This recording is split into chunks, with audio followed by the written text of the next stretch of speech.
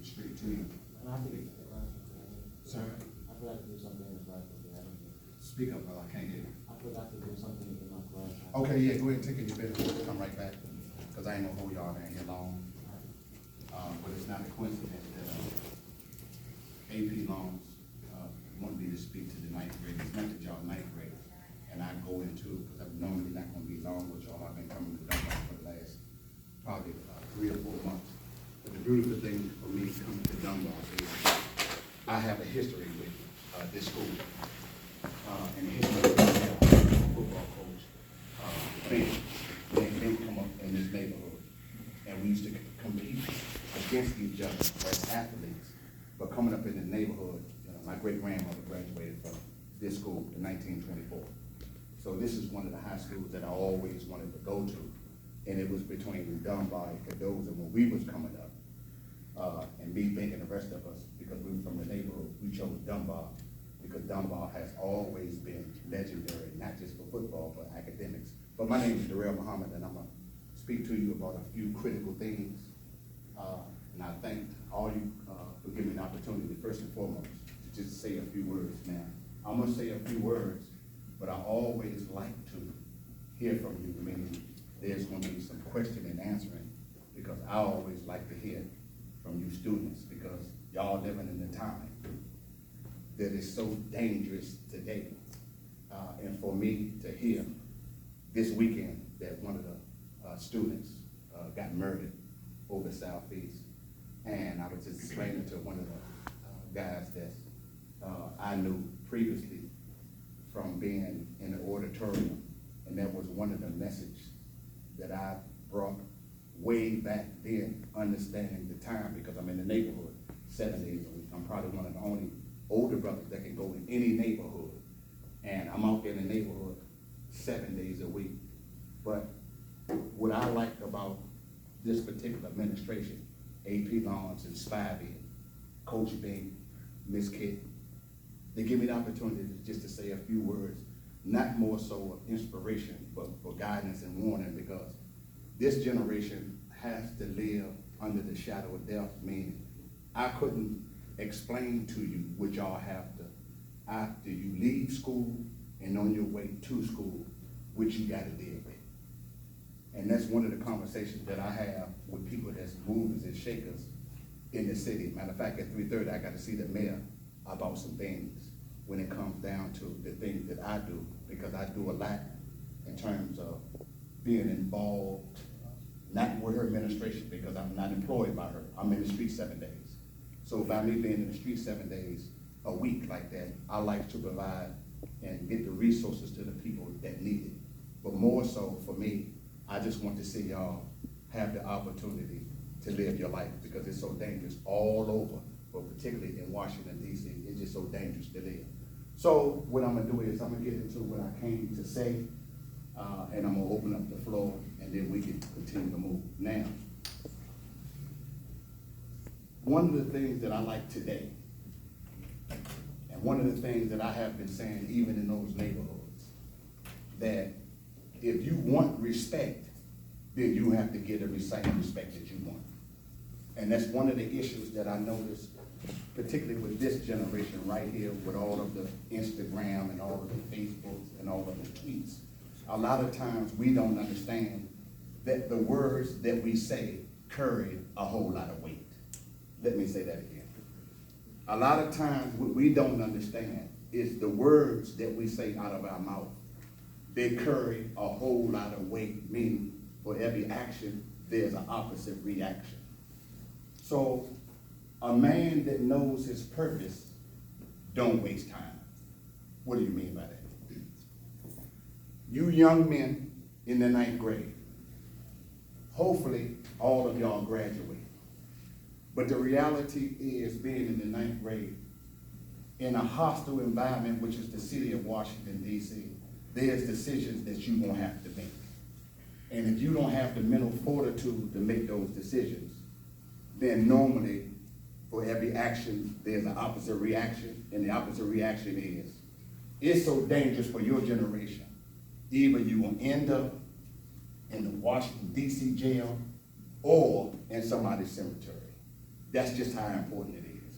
And I thank y'all for giving me the opportunity and the respect, because according to the Webster Dictionary, listen means to give one's attention to sound. So since we are students, have you been taught or have you discovered as being a student that the ear is the instrument from which the highest form of energy will be transmitted? Now you might say, okay, Mr. Muhammad, where you going on with that? Where you going at with it? If I'm talking and you talking, then you're not going to be able to hear what I'm saying. And this is why I'm giving you kudos, because you're the only group in the last 4 months that I done spoke to. As I begin to speak, nobody was speaking. And that's the beautiful thing about it, because that tells me right then and there that not only that you're highly intelligent, but this particular group right now, meaning you, is very respectful.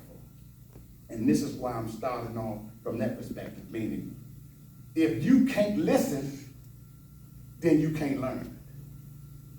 I'm gonna say that again. If you can't listen, then you can't learn. Because the scientist teaches us that the majority of people can speak at a rate of 120 words per minute, but it can only listen and comprehend to 220 words per minute. That means that there's time for mental activity to go on while the other person is speaking. Now, I'm telling you where I'm going with that. Have you noticed that in the word listen, you have the same word alphabet, or excuse me, sound? I'm gonna say it again. In the word listen, you have the same alphabets as what? Why? Thank you, young brother. This is what makes y'all highly intelligent. You can't listen if you can't remain silent.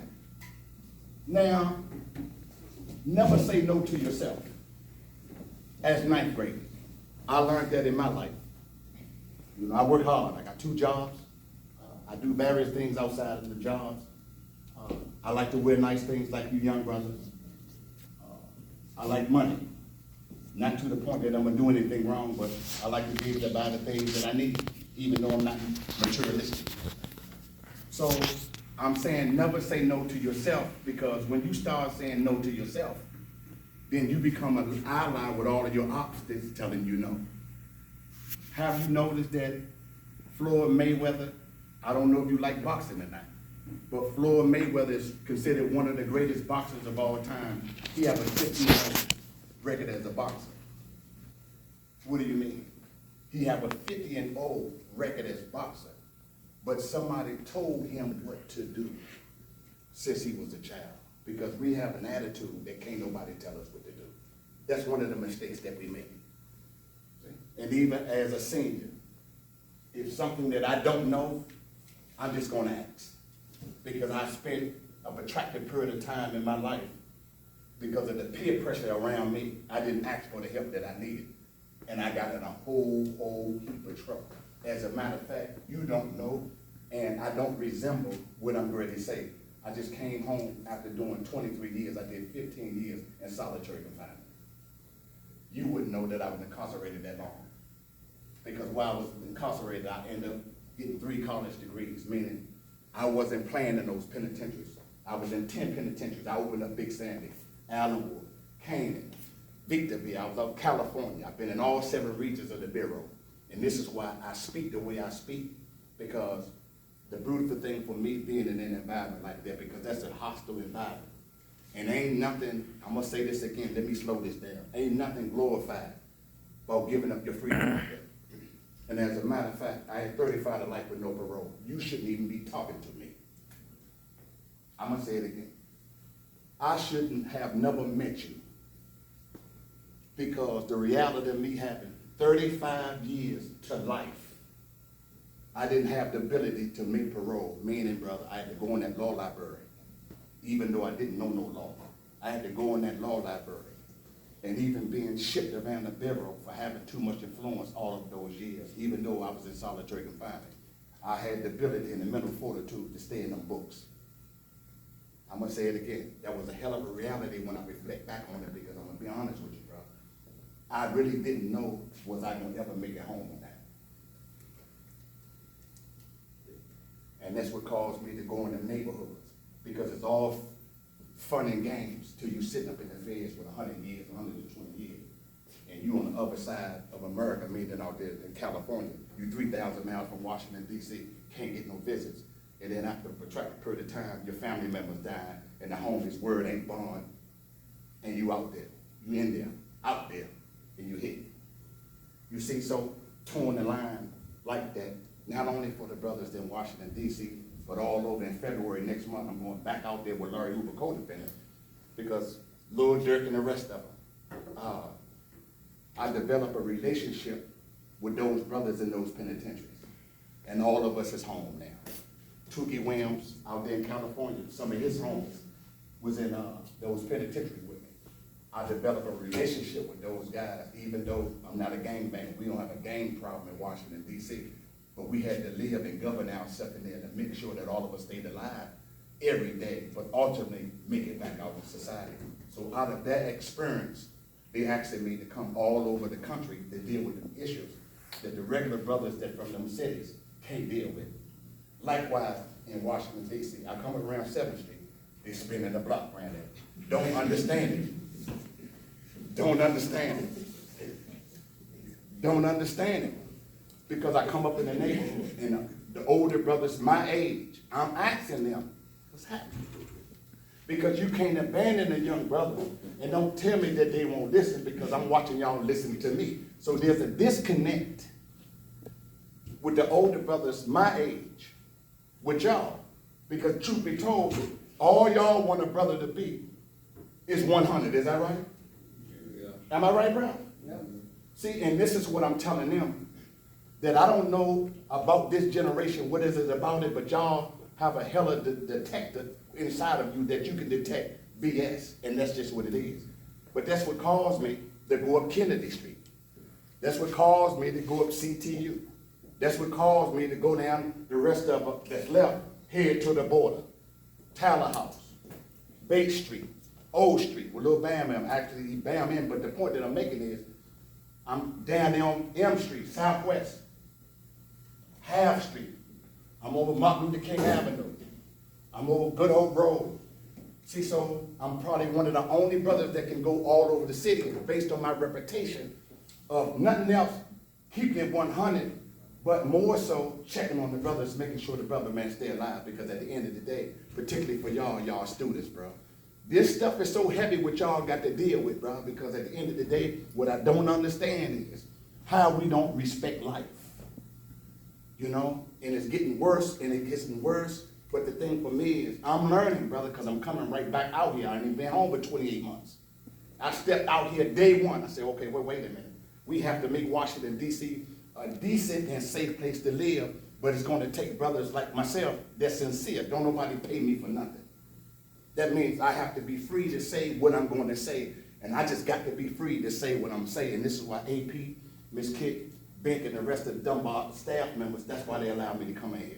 And since I've been coming up here, you can best know that everybody wanted to come in Dunbar with me, and I'm saying, hell no, because you should have been coming in here helping y'all from the get-go. Is that right, bro?